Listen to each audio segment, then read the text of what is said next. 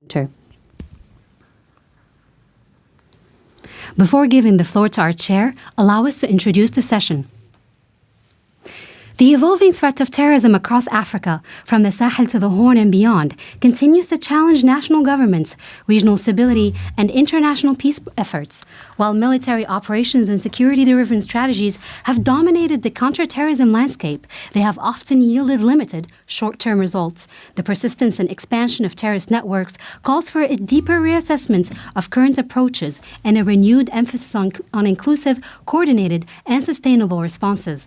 In this context, the role of multilateral cooperation and the alignment of international and regional priorities become increasingly crucial. So how can African states and their international partners move beyond militarized responses to adopt a more holistic counterterrorism strategies? And what lessons can be drawn from past cooperation efforts, and how can they inform a more unified and effective counterterrorism framework? Abdelhak Bassou, the floor is yours.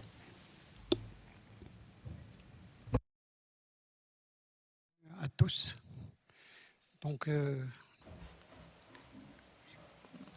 Good evening, all.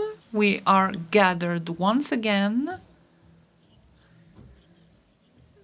to start a new panel with a new subject, a new theme. We are going to talk about rethinking counterterrorism and defense policies in Africa, from vision, theory, to capacity and implementation.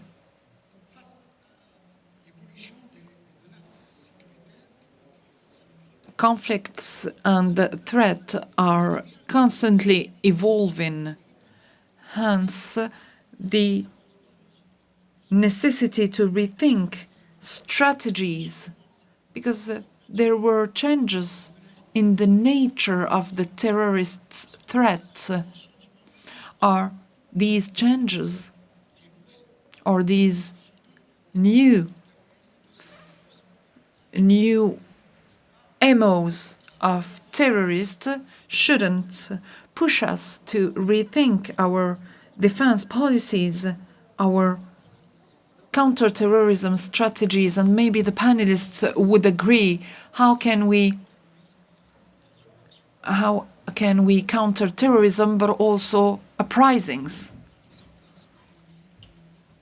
while facing the many conflicts in our continent?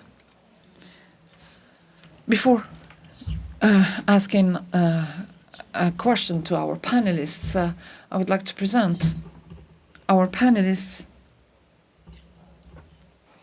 David Akrong is an acting commandant at the Kofi Annan International Peacekeeping Training Center. Mr. Luis Miguel Escudero da Costa Cabral is a coordinator at the Atlantic Center.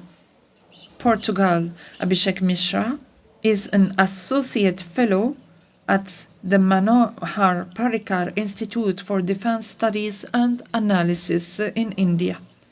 Henry Pambisini is a Deputy Director, Intelligence at the Nigeria National Counterterrorism Center. And as we did in the last panels, I'm going to ask a question to our panelists. How can we qualify a vision without capacities and without means? How can we qualify a vision without capacities and without means?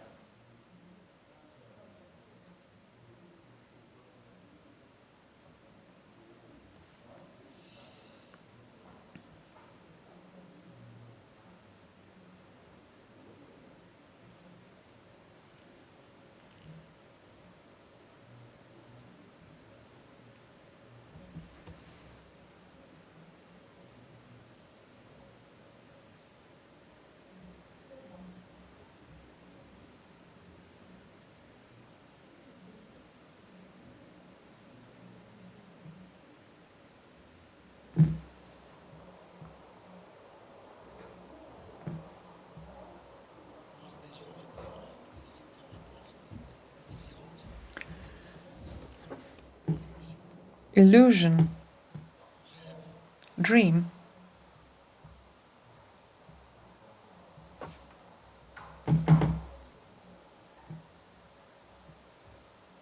failure, illusion, dream, failure, failure, illusion, dream. These are the words, redundant words. Blind vision,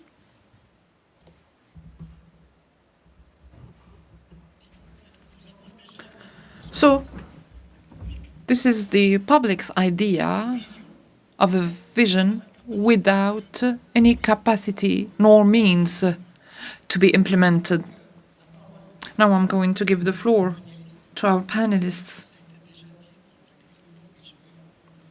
It was mentioned in the green room, but I'm going to mention it again. You have each 7 minutes to give time to some Q&As. Mr. David Akrong, the floor is yours. Thank you very much, Panel Chair.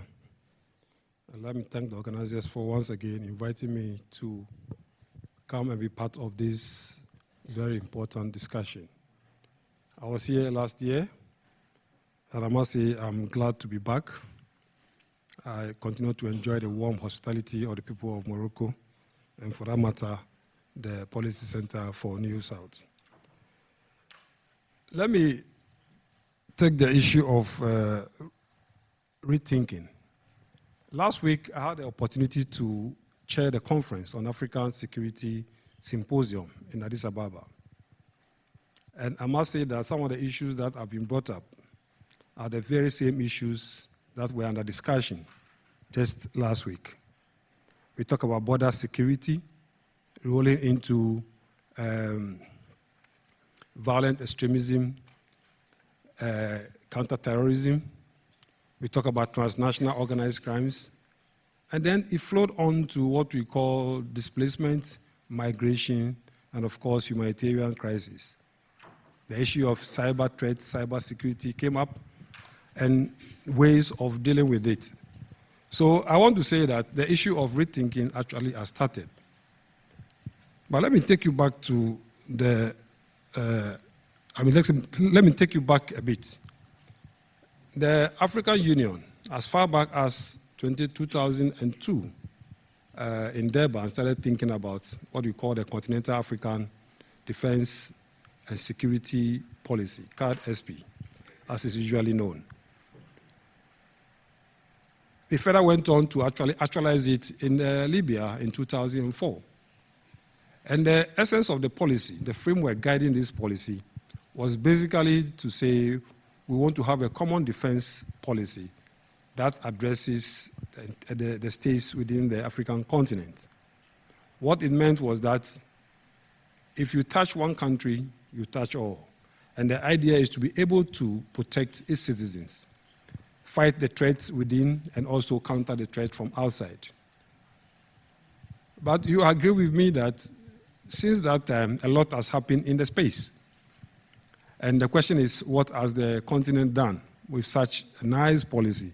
So that brings into view the vision that we are talking about. To be able to actualize this very vision was to create what we call the African Standby Force. As far back as 2015, the African Standby Force was operationalized. And I'm saying this necessity because I was part of the people who, at the time, was working within the African Peace and Security Department, where we conducted, if some of you may recall, what we call the Amani Africa 2 field training exercise in South Africa, Luhatla. And we used Appington for the arrival of aircraft. And after which, the presidents of these East African regional forces were all there to declare the success of this particular exercise, to say African Standby Force is now ready to deal with the issues. But again, since then, a lot has happened. The issue is the evolving landscape of threats within the continent is something perhaps our forefathers did not have a grasp of. And if they did, the question was, how were they going to address it with the mechanism that were in place, the African Standby Force. Because till date, as we sit now, issues have happened, they continue to happen. Where are the African Standby Forces? To be able to move that vision into reality. So what are some of the challenges that this particular organization, the Continental African Defense, Security and Policy faces? We're talking about intra-trade state armed conflict, violent extremism, radicalization, climate change, organized national crime, non-traditional threats, and the presence of foreign militaries, especially in Africa. Now, these are some of the issues, and the RECs, the regional blocs, unfortunately, have not been able to play their part. So we have a problem. Clearly, there's a disconnect between the vision and the capacity. Because if I raise my 10 fingers right now, we can count how many countries within the continent can ably defend themselves against external threats, let alone deal with the internal threat and deal with the external threat. Not many countries can do that. So it tells you that there's a gap. And if you cannot help yourself, the question is, how can you help your neighbor? Now, the challenges we face goes beyond one particular country. So one of the things that we need to be looking at is actually how can we begin to work together? Because when you talk about terrorism, when you talk about transnational organized crimes, all these things we are talking about goes beyond your borders. So how are the agencies working together? How are the countries working together? What are the reforms that we have within even our national policing and systems? What are the reforms that we have devised, come up with, to assist us to be able to deal with the challenges that we face? Clearly, the issue of money and under budget mismanagement, if you even have it. So there's not enough funding, and even when we have the funding, perhaps we are not buying the right tools to be able to deal with the issue. Weak institutional frameworks, the structures we have are not even able to deal with the internal issue, let alone deal with the external issues. Then, like I was telling you, I mentioned earlier, the fragmented regional cooperation within the very regional blocks, East African Standby Force, ECOWAS Standby Force, and the other 3 regional standby forces. So clearly we have a problem. So I'll just touch on briefly on pillars of reform to be able to address this issue. The issue of sustainable defense financing. To a large extent, we don't use much of our GDP to resource our militaries.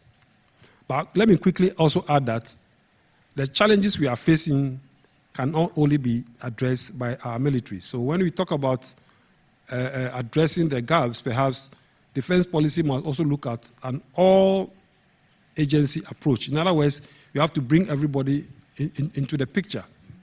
We are dealing with some hard issues where we actually have to go against the threat. But sometimes we are dealing with ideologies, which means that sometimes it's not always to go hard, but how we fight that ideology, and that does not always have to be in line with the military, the way we do business. So when you look at defense and security, perhaps public-private partnership, how do we understand the issues? How can we work together to address the issue of interagency, regional and continental integration? The regional bodies will continue to always form the building block of the African Union. The African Union does not own the forces. And bottom line is that it also comes back to the countries. So it's all how well the countries are resourced. It's only when they can also be part of that global, the regional body to effectively address the issue of fighting the terrorism that faces us. Today, as we speak now, even the items that we get, the military equipment, they are all not coming from the continent. The issue is that Africans know the problems. The problems we have here, we know them. And it's only us who can resolve these issues. The issue of African solution to African problems have been reiterated in the earlier panel discussion. So we have homegrown solutions that together, if we work within ourselves, we can be able to address it. The issue of funding will never be enough. The Peace Fund has always been a challenge, and we will never have enough funding. The face of peacekeeping has now shifted to peace support operation, and I can assure you with certainty that we are now going to move into what I call the peace enforcement stage. And the UN resolution 2719, which was passed not too long ago, stresses the need for using UN access funding to support African Union peace support operations.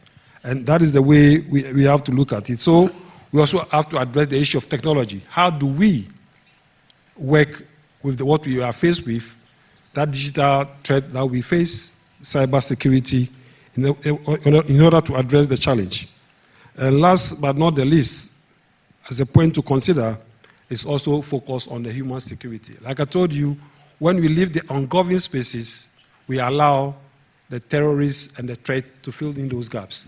So it's important that we approach some of these issues with some kind of socio-economic interventions that addresses the challenge. And that's why I'm saying that solving the problem is not going to be military focused. It also has to engage the general public-private partnership in able to solve the problem. So I think I will stop here and then wait for further questions for us to get into the discussion. Thank you very much. Merci, David. Thank you, David, for your intervention. So without further ado, I'm going to give the floor to Mr. Luis Miguel Escudero da Costa Cabral. The floor is yours. Everybody. So, before I start, on behalf of the Atlantic Center and myself, I would like to thank once more to the Policy Center for the New South for the opportunity to participate in such an event. The Policy Center sets a tremendous standard of quality and professionalism.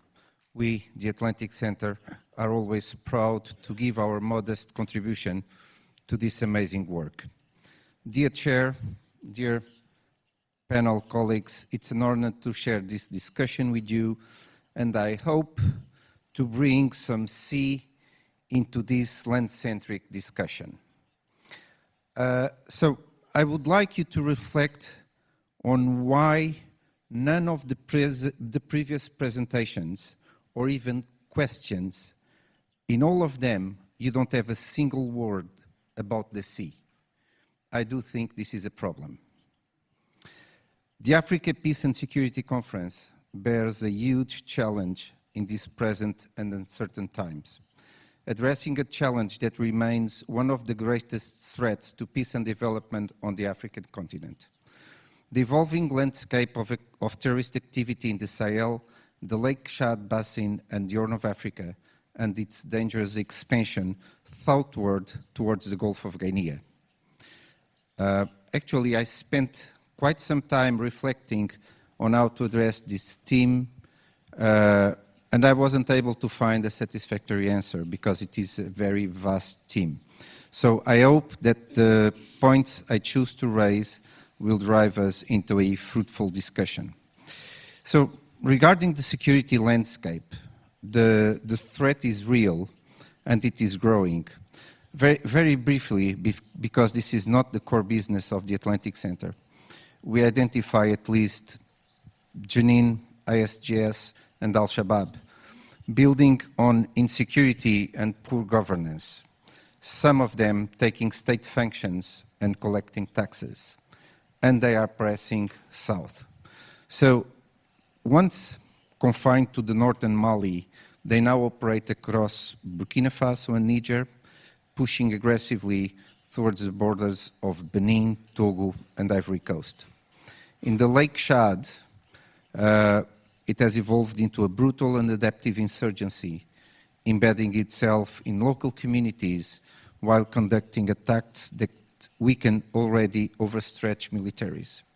Also adopt a governance approach in some areas, providing services to the population and collecting taxes, which makes them harder to uproot. In the Horn of Africa, Al-Shabaab remains a potent force, despite international efforts for to support Somali government operations. The group continues to strike with precision from Mogadishu to the Kenyan border. But perhaps, from our point of view, the most alarming trend is the southward expansion of violence toward coastal West Africa and the Gulf of Guinea. In what takes the strategic objectives of the threat, this is no longer just about territory or ideology. It's about access. Access to routes, access to resources, and access to revenue. Terrorist groups are now seeking the coastline to control smuggling corridors, to tap into illicit maritime economies, and to strengthen their logistics. What we are witnessing is not isolated insurgency, but the convergence of terrorism, transnational crime, and state fragility. And here ends my dive into the terrorism qualifiers, and I can move into the Atlantic Center territory. So regarding development and demography, so this underlying pressure, we must address not only the violence, but its root causes. For 2025, the Atlantic Center is working the theme of maritime security and security challenges in the Atlantic. We do recognize the continuous sea-land, land-sea, and its effects at sea and at land. So from our 5th Maritime Security course that took place in the beginning of the month, I choose 2 causes from the many that were highlighted for West Africa and the Gulf of Guinea. And the ones I elected are the climate change and demography. So the United Nations provisions are that for the population of Africa to grow from 1.2 billion to 2.5 billion by 2050. So how can we cope with these numbers? We all understand that the key part of the solution lies in promoting sustainable development, especially through the blue economy. Much is said and written around the blue economy. Sustainable development, sea level rise, erosion of coastal environment, mega cities. But my question is this enough? Picture this. So what we have now is terrorists pressing from the south to the sea. A population that is going to double in 25 years, and that most of that population is going to look for the coastal lines. Season this reality with highly effective information campaigns on social media. And 12 million new workers every year, all being presented with perfect lives and perfect lifestyles on social media. Lives that do not exist, but that create into every one of them the conviction of, I deserve, I'm owned. And I'm owned today. Everything is immediate. So what I see is a perfect storm, fueled by despair, which creates the most fertile ground for recruitment. But is our fate written? I don't know. By trade, I'm a realistic. In my early years, I worked with SQL databases. But I'm also graduated in law, public law, law of armed conflicts. So there is some subjectivity in me, which gives me hope. So let's look at our hosts. Let's look at the policy center. But let's also look at the African Atlantic States process. And allow me to call the entity I represent, the Atlantic Center, with now 27 countries from all over the Atlantic. With this choice, I wish to highlight the importance of cooperation, of true cooperation, not competition, but complementarity, and long-lasting programs. So you have 3 organizations that the only interest they have is to cooperate, to promote discussions, capacity building in a truly honest way, I would say. Ladies and gentlemen, I'm going to finish. The fight will not be won by force alone. It will be won by ideas, by partnerships, and by resolve. Security, development, governance, and cooperation. They are not 4 separated tracks. They are one unified response. Thank you very much.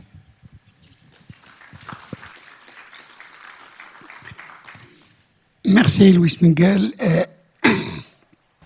Thank you, Luis Miguel. Now I'm going to give the floor to Mr. Abhishek Mishra, Associate Fellow from the MPIDSA. Thank you to Dr. Karim and the entire team at PCNS for inviting me. Really been having a nice time at the new campus. Now, today, what we are witnessing is that the entire African continent today stands at a crossroads. It is not only caught between various internal crises, shifting global geopolitics, resurgence of unconstitutional change in governments, obviously entire overhaul of the global tariff system under Trump 2.0, and the most important is like the dwindling donor support between the traditional Western donors, particularly for African peace support operations. Now, these challenges are immense, and these challenges are always coupled by the threats of terrorism and transnational cross-border terrorism. We have seen that the Sahel region has now emerged as sort of the ground zero for all terrorism-related deaths. As a consequence of it, African defense budgets are also increasing. North Africa will be spearheading this effort, including Morocco, Egypt, followed by Nigeria, South Africa, Kenya, and so on and so forth. So in the previous panels also, we have seen that for many years, African countries, African states, they have underscored that they're working to address peace and security challenges in the continent through African solutions to African problems. Now, but increasingly, the viability of this slogan is becoming more and more doubtful. So what is needed is a substantial normative shift is needed across the entire spectrum of crisis management cycle across the both the United Nations as well as the African Union.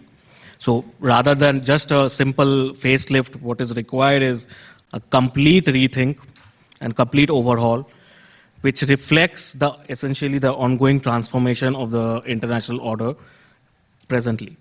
Now, from Sudan, South Sudan to DRC to Sahel, like persistent challenges, the continent is being bogged down by persistent challenges. But this eventually presents a very big dilemma because, as we all know, peace and stability, they are both inextricably linked to international peace and security. The other challenge is US also, it intends to significantly reduce its UN contribution, if not completely withdraw from the process itself.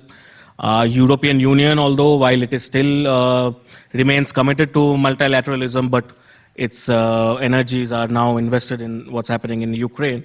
So both these European Union and the US, it might eventually lead to a decline in peace support operation for assistance, the funding, the challenges of funding.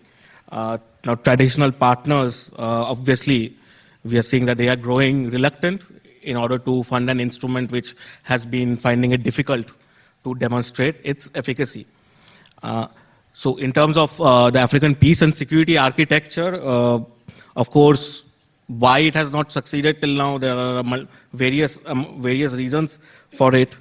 But what I would like to stress on is we can look at a kind of a, in terms of peace support operations, African peace support organizations, we can look at a sort of a new model in which it could rest on 3 or 4 primary criteria or principles. The first being it needs to, the African peace support operation, they need to have a very clear and limited mandate, first of all. There needs to be political and military clarity about the mission's objectives. And also the scope of the mandate should be always limited to just 2 to 3 political or security objectives. The second principle is that each of these missions, they need to have a very clearly defined time-bound framework. Time-bound, the mission's deployment should be very much time-bound. This is obviously essential because it helps to avoid the institutional inertia which often arises as a result of protracted deployments. Thirdly, the principle can also needs to have a very much a selective criteria for in what way troop contributing countries are being selected.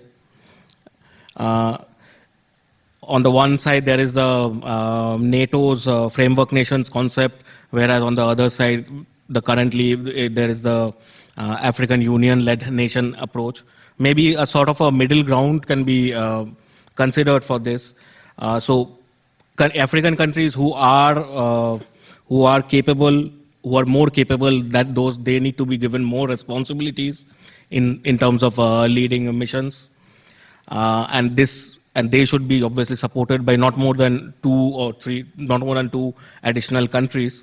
So this streamlined approach, essentially, it will help to address some of the persistent command and control challenges which often, undermine the effectiveness of African Union-led missions, as, for example, as what's happening with AUSSOM in Somalia.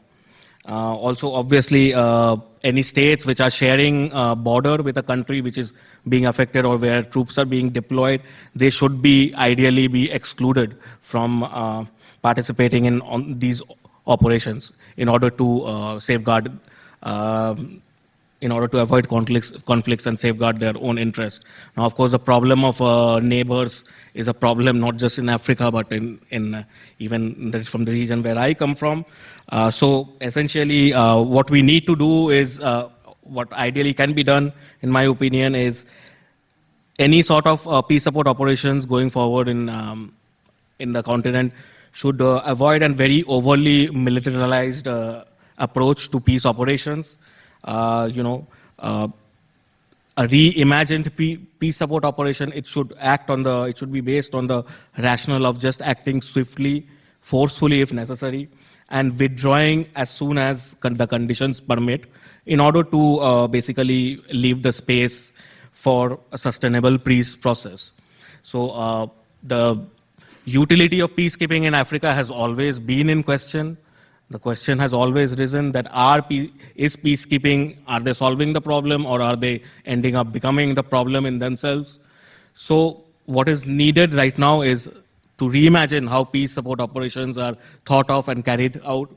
The concept of assessed contributions, which was mentioned, the entire debate now is obviously, it's supposed to happen on the basis of 75-25, 75% contributed by the United Nations and 25% by the African Union. But then again, the debate rises, the African Union, African countries are, as it is, paying an unequal price in the terms of human lives. So what is the need for them, again, to also bear the financial cost as well? I'll end here, thank you, and look forward to questions.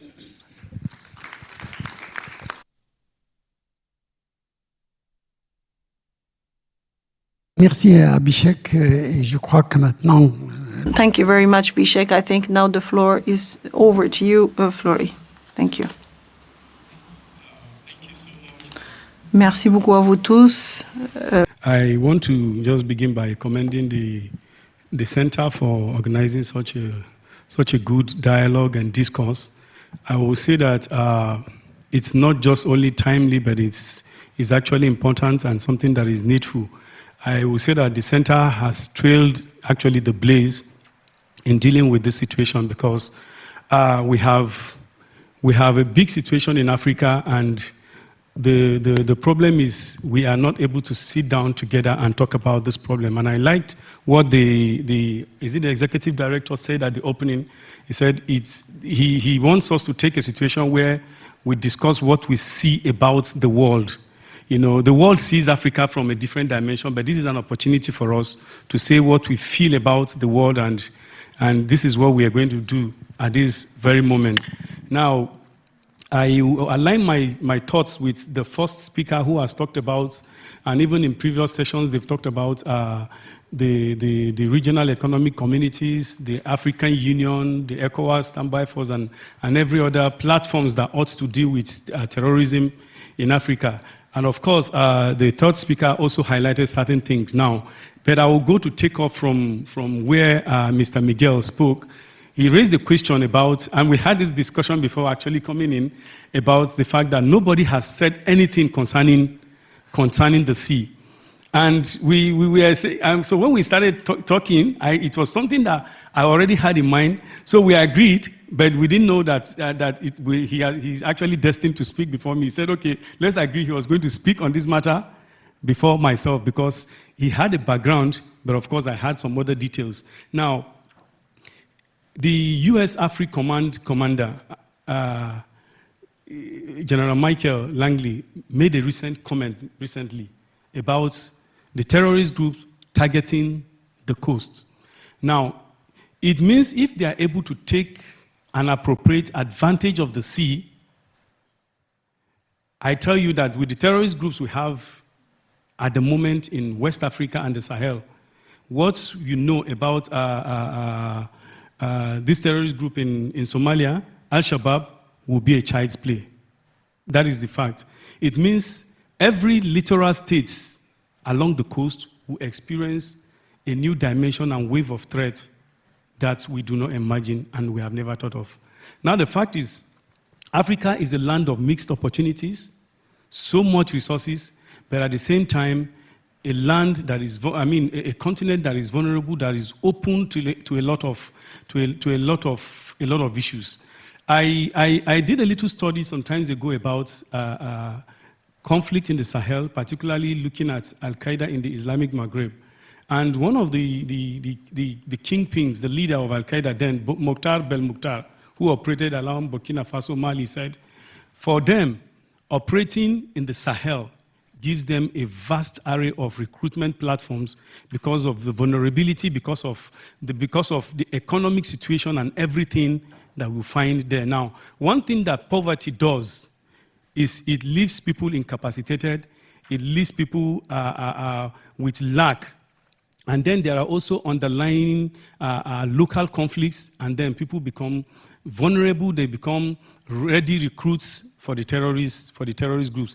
That is what is happening in Africa. But at the same time, because of the richness and vastness of the resources that we have in Africa, there is another, I want to take a shift from the issues that have been dealt with, regional economic communities and all these ones, to talk about, from my understanding, I have been dealing with counterterrorism since 2011.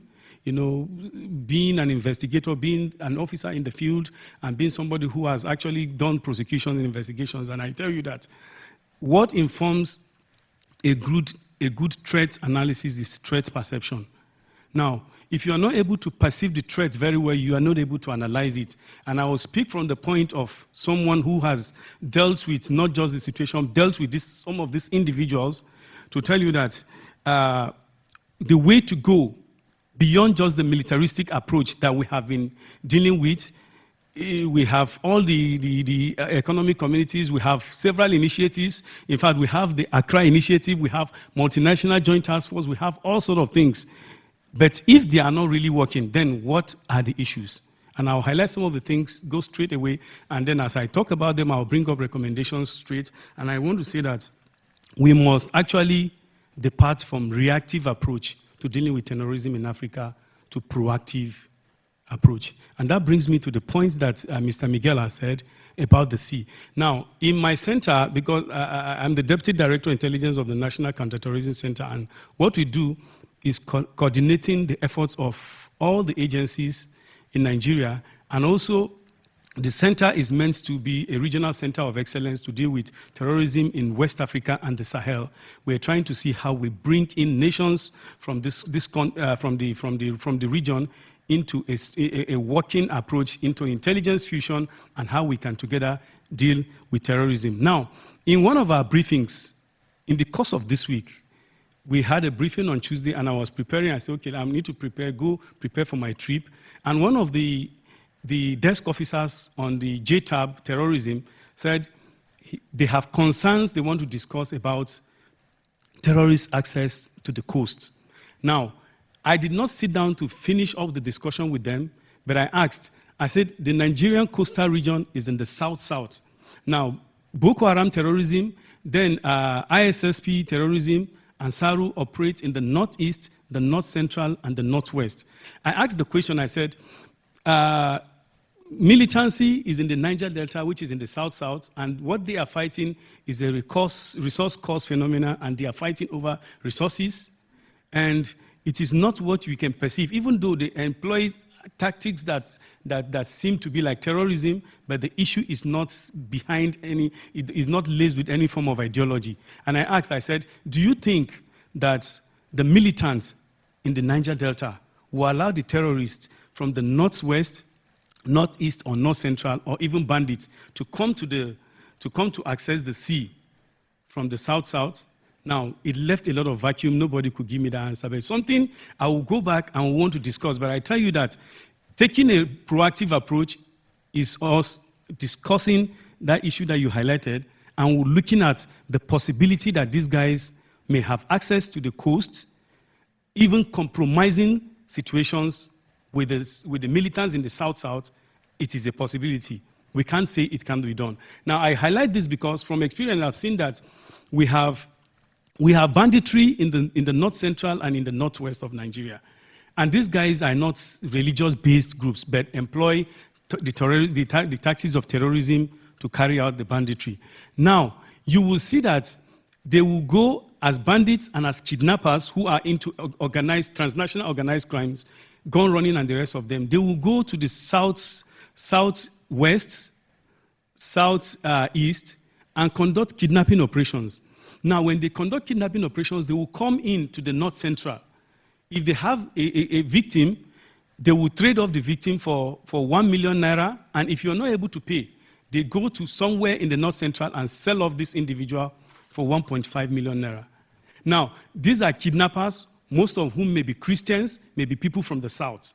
They they sell the individual to some terrorist elements in the north central who are Islamists, who do not have anything with Christianity, whom on a good day, if they take you down as a Christian, then you are gone.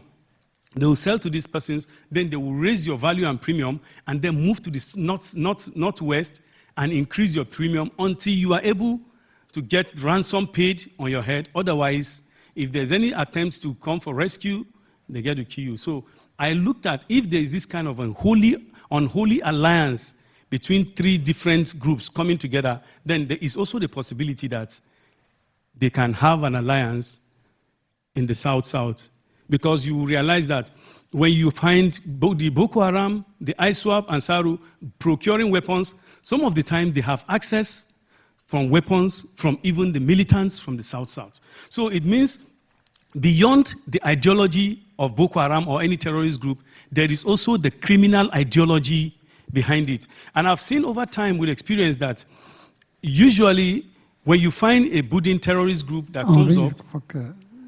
You can summarize now. Okay. Yes, when you find a terrorist group that comes up, it is just a matter of time that the ideologues will go, and then the criminal elements will come, and then conflict entrepreneurs and criminals will take over that aspect and begin to reap from it. So what I'm saying now is reactive to proactive. And also, one key thing I also want to highlight is the evolving nature of warfare, particularly modern warfare and terrorism. Now, it is hybrid, it is taken to the cyberspace. The narratives across the cyberspace is what, as a continent in Africa, we need to dominate.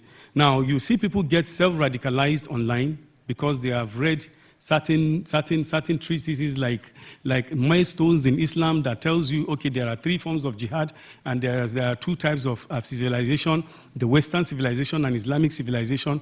And Western civilization is the Jahiliyyah. The only way to deal with the Jahiliyyah is to fight the 3rd form of jihad, which is jihad qital, and then they take up arms without even knowing what they do, without even understanding there are conditions and conditionalities for which they must fight that. Now, one other thing, lastly, sir, let me just highlight Yes, this if you point. can conclude. Okay, let me conclude. One thing I need also highlight is that the diaspora of the terrorism warfare is the advanced world. It may be controversial, it's the advanced world. Now, Africa is developing, is dealing with technology, but you see emerging technologies from the advanced world that these terrorists leverage, and they use that to create problems. Can the advanced world, if we must partner strategically, bring itself in the efforts to checkmate the spread of these technologies into the wrong hands?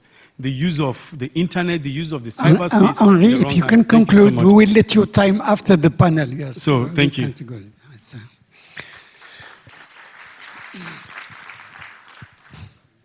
Donc, merci. Thank you very much to all. I think we still have another question that will be asked by the audience.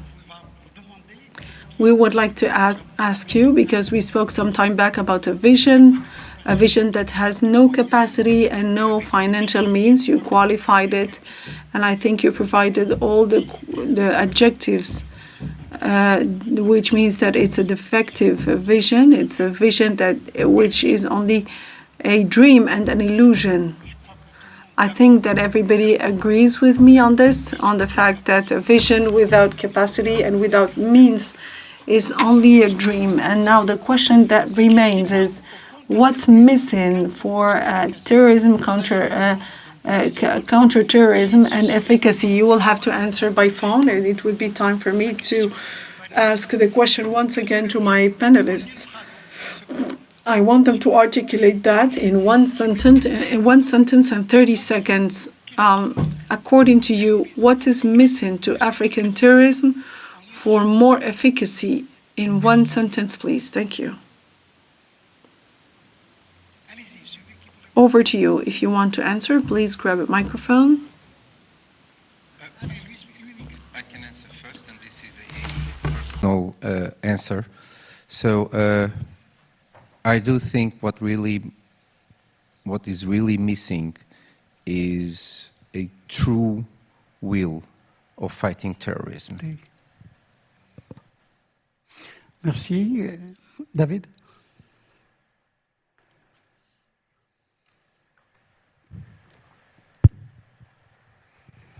I think in the earlier discussion this morning, I said the problems of Africa is not terrorism, but actually addressing the challenges within our economies. So for us, like I said, if you are able to address the socio-economic challenges of your people, you occupy the ungoverned spaces, perhaps to a large extent, you'll be fighting terrorism without even realizing that you are fighting it. And that's how I want to respond to this.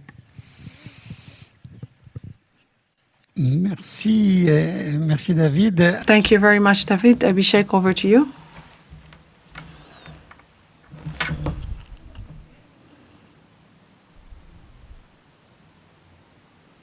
What is missing to African counter-terrorism? Yes, to be efficient. Yes, I think strong regional institutions. I think that is something which is going to be very important. Transparency is also another issue, and I think we have seen that the previous doctrines, or the nature of war is completely evolving very fast, asymmetric threats, etc. So we as was mentioned, we have to be much more proactive, and we have to be rather than just reactive. Thank you. Merci Abhishek. Henri. Thank you very much. Over to you, Henri. I will say, because funding is the lifeline of terrorism, what we've not been able to do very well as Africa and from the wider world helping Africa is dealing with terrorism financing, but also interest in African minerals, because they are also a fundamental element in the terrorist fight. Donc, merci à nos panélistes d'avoir donc. Thank you very much to our panelists for participating in this great panel. Now we will get back to the answers provided by the audience. And we are talking about cohesion. I think this is what seems to be the best coordination as well. Cooperation, means, strategy. And I think what we need to keep in mind is cohesion and coordination and cooperation. So cohesion, coordination, and cooperation, the three C's are what needs to be retained and what came up mostly when we answered this question. Now we can let you ask questions and add any comments if you wish. Try to be as much concise as possible. We are turning towards you. The panelists have asked me to not take 8 or 10 questions because it's a lot. But I will start by taking 4 individuals, and once they will answer, I will take 3 other people from the other side, and by doing so, we will be organized and the 2 microphones can function on a first instance from here, and then after that we can do it differently from another. I have Rida, who came some time back. 1, 2, 3, 4, 5, 6. Now, yes, we can do it, but we have to be concise, and we should not we should not forget about it. So we need to agree on this. We have Rida, you, and so here we are talking about 3, 4, 5, and 6.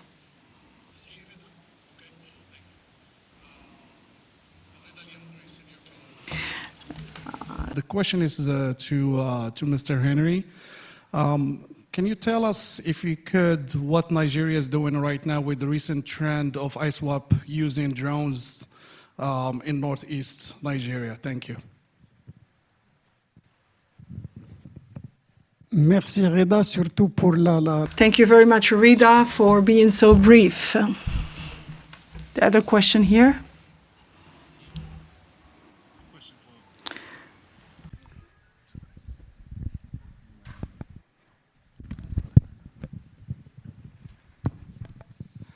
I have a couple of questions for you, Mr. Henry, please. What practical measures is the government taking to address the recent resurgence in attacks by ISWAP?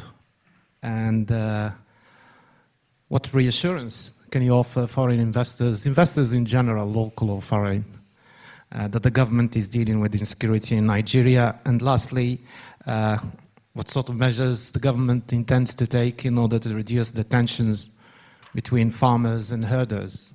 Thank you. Merci. Colonel. Oui, merci Bassou. Je voudrais répondre à la question. Thank you very much, Mr. Basu. I wanted to answer the question that was given before regarding the counterterrorism and the efficacy of counterterrorism. I didn't see the word that came to. I didn't see the first word, but I think the answer is precision. Precision is what is missing the most. We have to work on more precision on this action, especially in a context of lack of resources, as it was mentioned. So we keep it as it is, and it's a system. It's actually the majority that takes care of it. The precision is a very good argument. the majority, of course, but I'm definitely keeping track of this. The lady here on the side.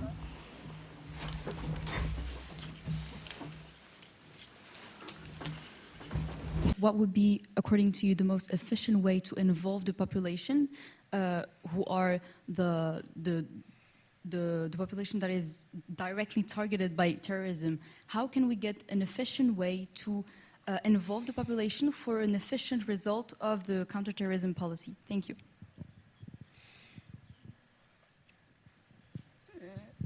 C'est une excellente. It's a great question I have. So 2 people in the back, please. And then Hassan. So you'll be the 7th, right? It's for all panelists as well. I have a question about the foreign fighter returnees from Syria and how we can handle those once they come back. What is the threat? Are de-radicalization programs still relevant to our case now, especially that those people won with HTS? And if not de-radicalization programs, then what should be the solution? Should we just leave them in Syria, or should we involve the civil society once they come back? What could be a solution for these foreign fighter returnees? Thank you. Merci. Chris Alden from LSE. I wanted to actually, Luis Cabral, to follow up and endorse his statement about sea blindness as a discussion that we don't have enough on this question. Myself and colleagues in South Africa do work on ocean regions, and we do put a lot of emphasis on that, and it is very important, I think, not only for trade, illicit as well as legal trade in commodities are carried out that way, but also, of course, the migration tensions that come from that are also a feature of it. I just would like to ask the question, however, very specifically to Luis, either about whether enough is being invested in coast guards, and if a second question maybe to the panel about lakes, the fact that the conflicts, we talk about the Great Lakes, we talk about Lake Chad, do these bodies of water matter in the same way that the maritime, oceanic or seas do for the conflict? Merci. Alors, Thank you. A last question from this side. Thank you.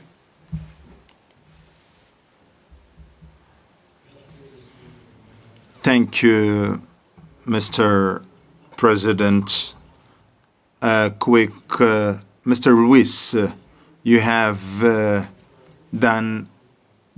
actually told us the history of terrorism in Sahel, and you started with Mali.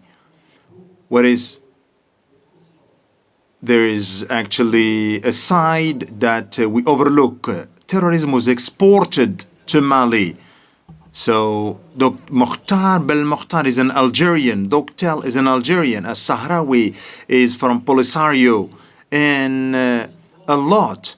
And it's a spot of the story that historians shouldn't forget, and thanks God you reminded us. So, it's in 98 that the Algerian GSPC with Aziz Para went to North Mali. It didn't start with Sahel. Mr. Moderator, we've been repeating it since 2010 to everybody. It's important if we want to talk about the history of terrorism. Number 2, it's a question. The prosecution rights for all of you. Do you think that the prosecution rights as it is legislated today is suitable, is relevant to the fight against terrorism? The third one, terrorism under the fight of individual states has its limit. We cannot fight it in silos. It should be collective and within the international framework. It's a Hegelian mission, but it's not sufficient. Thank you, Mr. Moderator. Thank you, Mr. Saudi. Now I give the floor to the panelists. You have heard many questions. I will ask you to go directly to the message, to be succinct, to allow also another round of questions. Thank you. You start as you want. Yes, any person who wants to take the floor. Not an historian, and I don't have any. Je suis pas un historiateur. I'm not a historian, and I don't pretend to theorize in history. So it was a quick snapshot. It's a kind of a picture of what is happening. So what happened behind, I have no idea, and I'm not positioned to tackle it well. And this is not what we were discussing here. The questions I had directly, so how to evolve the population. If we think about the maritime domain, and one thing that education is key, okay? So education is key. It's the only way to evolve the youth on all the promises that come from the sea. So education, what we are doing here, what we are doing in this university and the basis, but not only high-level education. So in the last week, we had the president or the director of the Canoe Association from fishermen in Ghana. And it was amazing, the speech that he brought before in front of the audience. So it's also the local communities, the tribes, and the training. So at all levels. So for me, education is key. Without education, without preparing the people to act at sea, is not possible. Now, regarding the foreign fighters, just there's a legal question here. I know some countries, for example, in Europe, for us it's terrible. We cannot act as a person of interest. Okay, we can identify a person of interest. We can follow that person collect information about that person of interest, but no action can be taken in a person of interest. So some countries, I know some countries can act upon a person of interest. In Europe, we cannot. And Chris, regarding Coast Guards, yes, there are a lot of capacity building programs for Coast Guards. But unfortunately, there's kind of a paradox. Navies are expensive and they take time. Okay, and what I think is that everything needs time, and time is something that we don't have. So we are running against the clock. But yes, almost all of West African countries are developing coast guards and developing the action at sea. They do understood that they need a strong presence at sea, and nobody else can do it for them. They have to do it with each other by cooperation. And this takes me to the last question, to the life pursuit. So at sea, life pursuit as it is what it is. We are not in a position that it's feasible to change the law of the sea. It's not going to happen. We can dream about it, but it's not going to happen. So the only way to make the hot pursuit effective is by cross-border cooperation. And this is something that we have been training and training. There's a lot of entities, and the countries themselves, Nigeria, so all the handover agreements over piracy, counter-piracy, counter-narcotics are going on the right way. But it's inter-regional cooperation. It's you and your neighbor countries to make agreements to allow that hot pursuit to be effective. Thank you very much. Henri? Okay, thank you. I think I have more questions here, and I will try to be snappy with them. The first question was, what is Nigeria doing with ISO abuse of drones in the Northeast?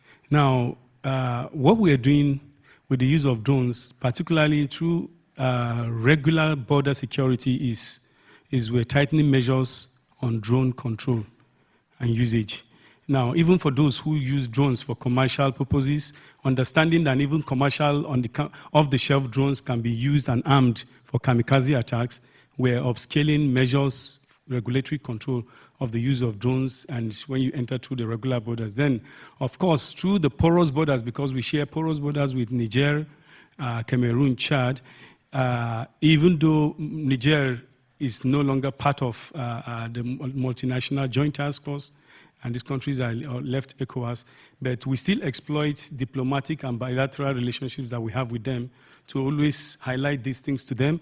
And then for the security forces who are in the theater of operations, we make them have this drone awareness and they prioritize drone countermeasures in the operations. So that is what we are doing, to be precise. Then for the practical measures on the resurgence of ISWAP, what we are doing is making sure that we tighten their access to finance.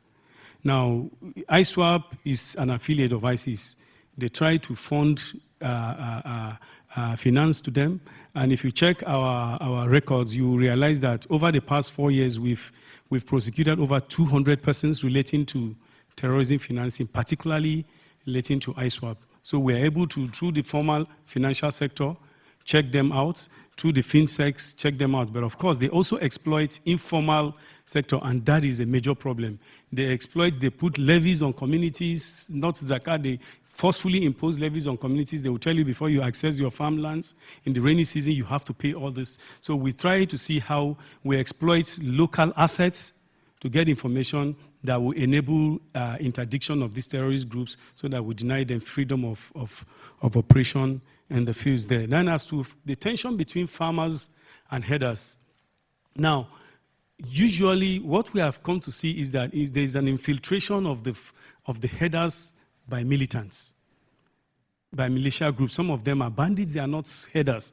So, and then at the end of the day, if there's an attack and there is no name, the allegation goes to the herders are being alleged of this. So we try to exploit community-based solutions to deal with these issues. So where there are little frictions, before it de-escalates, we actually intervene and make sure, like the Miyetti Allah Cattle Breeders Association, which is the umbrella group for the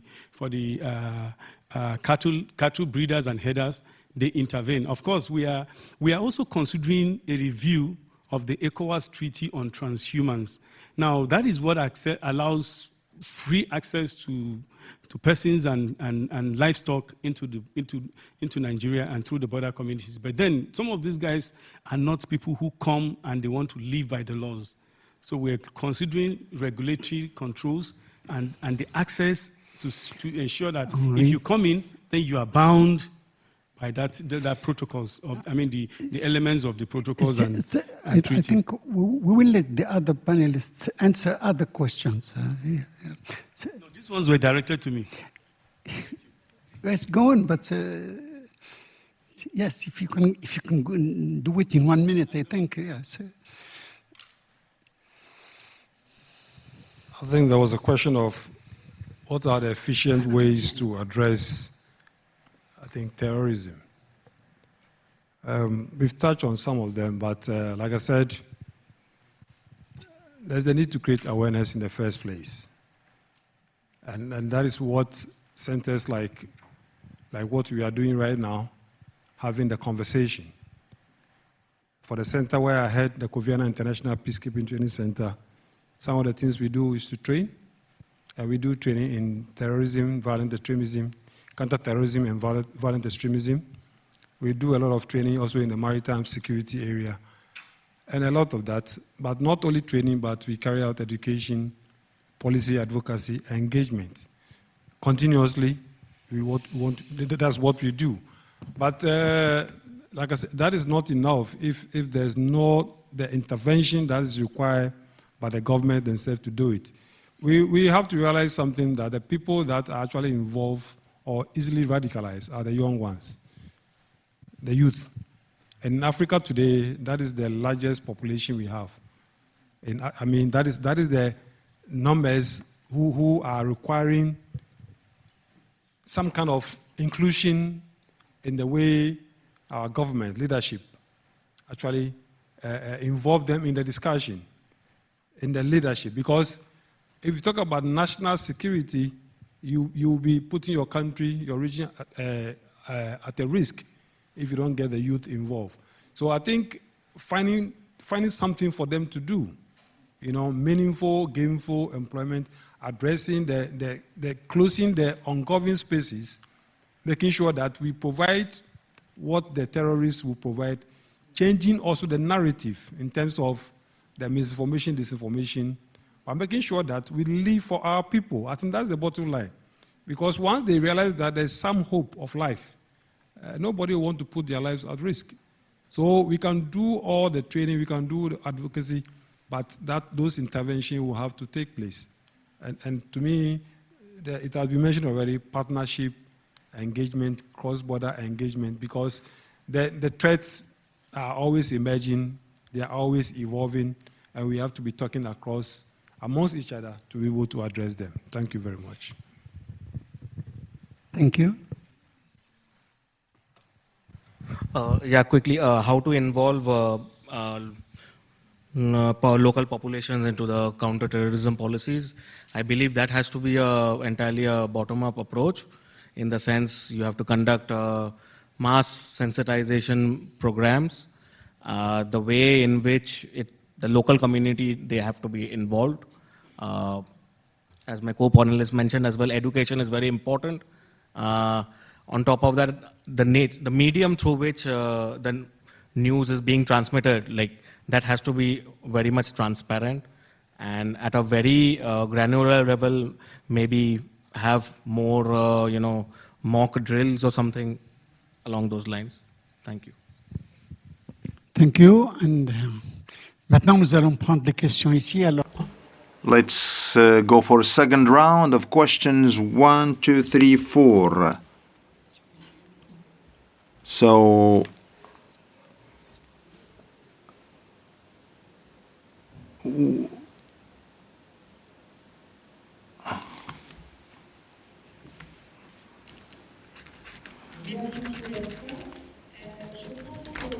thank you, Mr. Basu. I think that today terrorism is not conventional anymore. It is hybrid, and it's taking place in a cyberspace which is well invested and exploited by terrorist groups, be it for recruitment, for radicalization, planning of attacks, funding, coordination. What does Africa do to strengthen its cybersecurity? And are there any bodies, any coordination between states to strengthen cybersecurity? Thank you.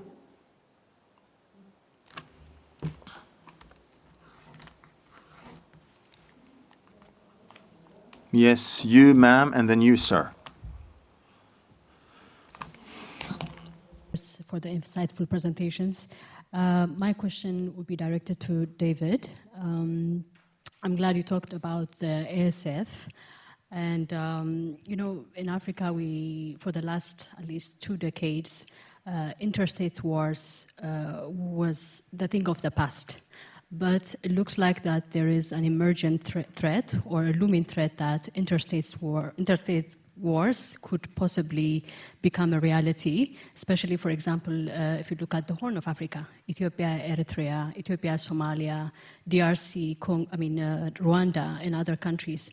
So for that scenario to emerge, or God forbid that scenario is not happening, but if it happens, how prepared do you think ASF would be in response?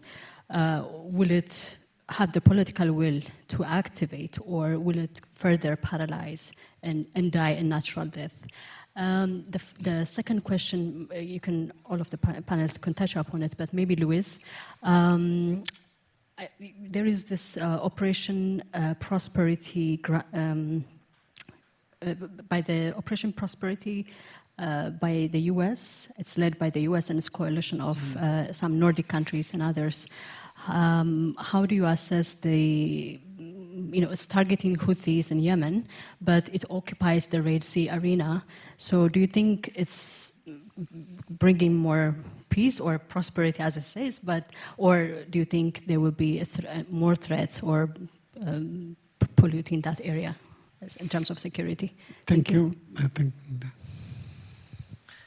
Merci. Je souhaite.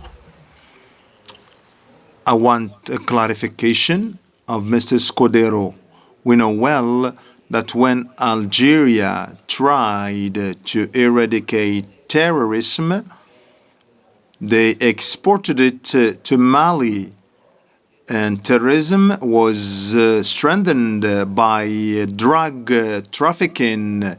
There was caravans, and as a counterpart, it was Itawa. Itawa, if we take the jargon of Mr. Witawa. So they secured the caravans, and it's a way to acquire military weapons. My question, those terrorists who have a Sahara profile will think of having access to the maritime. If we do the benchmark of Somalia, those terrorists or jihadists were fishermen. So they have the maritime means and a know-how, which is not the case in the Sahel. My second question, this passage to the maritime will engender a conflict.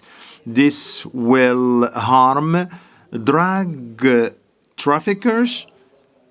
And would it be a means to be equipped military?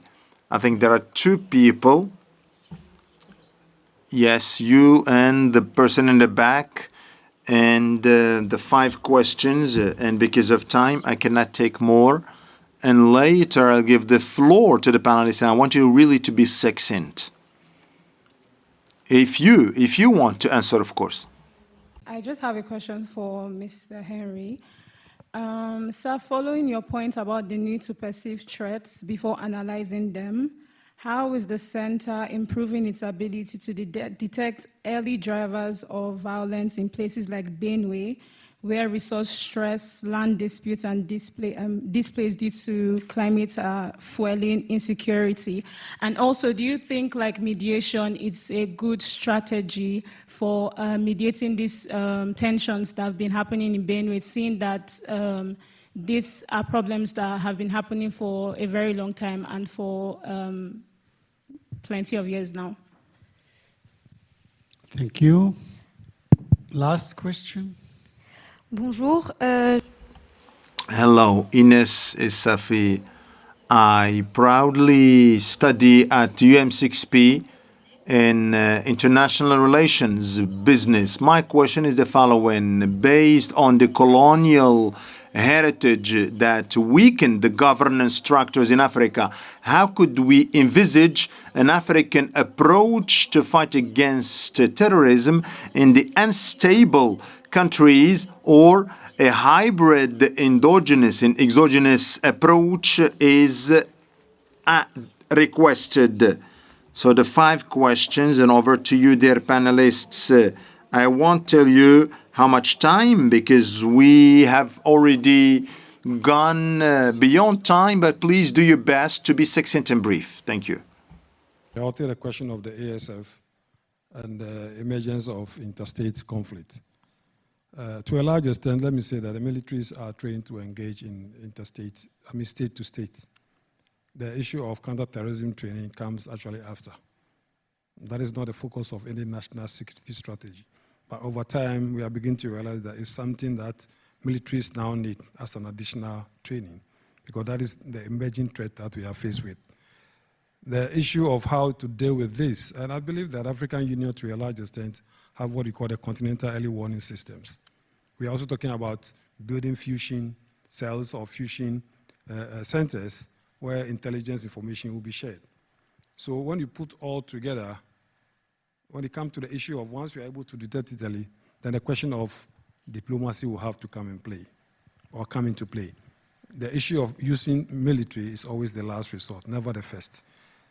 So if we are talking about Africa, solution to African problems, and fighting the enemy, which we say is outside, not within, then the structures we have in place should be able to deal with it. Having said that, let me say that the kind of policies we also have, which we are saying that they require reforms, is the policy of non-aggression, sometimes non-interference. The question is it relevant now? Your guess is as good as mine. Thank you very much. Merci, merci beaucoup, David.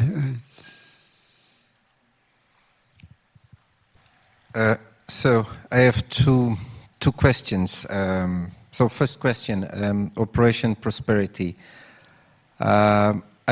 This is Middle East conflict, and I'm really not up to in condition to discuss the Middle East conflict, but I will make you a question. So you've seen the situation of the Suez Canal, right? The impact that it had on economies being blocked by the Evergreen incident. So my personal point of view, and also as a Navy officer, my background is a Navy officer and still am a Navy officer, I think all actions that are intended to keep freedom of navigation and the liberty of the seas are must be welcome. So now regarding USA, Yemen, it's really out of my trade and competences. So the second question, so I don't agree with the separation between transnational maritime crime and terrorism, or transnational crime and terrorism. I don't agree with them. I think they are both linked, and we cannot separate them. And I think if we look at the terrorist action today in a landlocked country, and that if we imagine that that terrorist group doesn't have the ability to take a position on the shoreline, I'm not saying that is going to happen the same thing that in Somalia, that now they are acting in the inner land, and now they will perform operations like piracy operations at sea. It's not what I'm saying.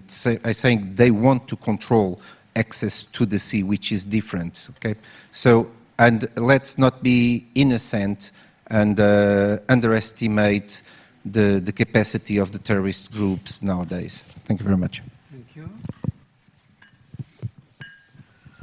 Yeah, just on the maritime dimension of the question, I think whether it is Operation Prosperity Guardian or Operation Aspides, I mean, there is no dearth of any frameworks or operations or external players being present in African waters.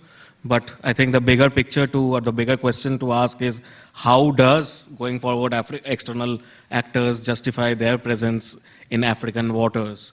As Professor Christian Bueger, who writes on maritime security in Western Indian Ocean, as he has mentioned, there is a sort of a militarization dilemma, particularly in the Western Indian Ocean, which is emerging, which basically states that if there are more external presence in African waters, then that risks importing geopolitical tensions.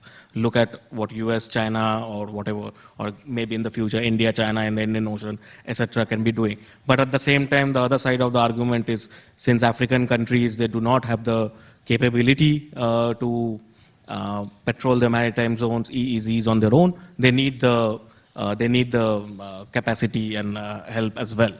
So going forward, that will be the question. I think at the last year's Sea Power for Africa Symposium, one of the discussants did mention that the need for the hour is Sisonke, which essentially in EC Zosha language, it essentially means to work collectively in a united front. Thank you. Thank you. And Mr. Henry. Yeah, let me try to be brief. I know you're targeting. And on the question about Benue State, what the center is doing, and like I highlighted, what informs good threat analysis is perception, is whether that we have information coming in from respective security and law enforcement agencies, and including the intelligence community. We're able to see from the prism that others do not see, and we're able to understand that some of the issues are historical grievances, and some of the issues are targeted profiling of a certain ethnic group by some others, but beyond that, we find infiltration of these groups by other militant groups who try to stoke up conflicts where they do not exist. And so mediation for us will go a long way because it makes the solution organic and brings it into a whole of, not government, but also a whole of society approach in dealing with the crisis. And we bring people to the table and we actually deal with it. But then, if you heard recently, when the Director General of the Department of State Services, which is the agency I belong to, came on board, he highlighted what has been said over time and what has been implemented in some regions of the country, local policing situations where in the north and in the southwest, for instance, you find the Amotekun Corps. And because those ones operate from the grassroots, they're able to tackle security situations that other federal law enforcement agencies do not see because of their spread and the fact that they have local intelligence that is domestic to them. So we are promoting a situation where the communities are able to build resilience amongst themselves, understand local policing, are able to develop that ability to stand and confront the situation themselves. And at the moment, we're projecting towards seeing how these communities become strengthened to address the situation even on their own as the first line of defense before any other support comes from them. Thank you. Thank you, Henry, and thank you for all of you, panelists. Donc, vous voulez bien les applaudir? Could you put your hands together for them, please? It's the end of our panel. Thank you for... It's true that we went beyond the time allotted.